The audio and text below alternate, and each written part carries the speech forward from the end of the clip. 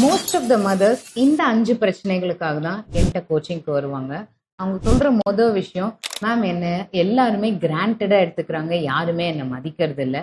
மேரேஜ்ல நான் ரொம்ப லோன்லியா ஃபீல் பண்றேன். எப்பயுமே கான்ஸ்டன்டா ஒரு கில்ட் இருந்துட்டே இருக்கு. நான் நல்லா பண்ணலையோ, நல்ல அம்மா இல்லையோ, நான் இனஃபா இல்லையோ அப்படின்ற ஒரு கில்ட் இருக்கு. இல்லை நான் லைஃப்ல ஸ்டக்கா ஃபீல் பண்றேன். என்னோட கெரியரையும் ட்ரீம்ஸையும் பர்சியூ பண்ண முடியல அப்படிங்கிற ஒரு feeling.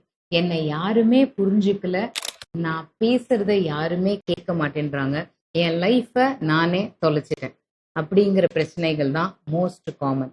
If you have all these issues, trust me, you are not alone. நானும் இதை கோ த்ரூ பண்ணியிருக்கேன். I lovingly invite you to attend one of my webinars. அதில் இந்த ஸ்டக்னஸ்ல இருந்து வெளியில வந்து கிளாரிட்டி அண்ட் ரிலாக்ஸ்டா ஸ்ட்ரெஸ் ஃப்ரீயா எப்படி இருக்கிறது அப்படின்னு நீங்க கத்துப்பீங்க.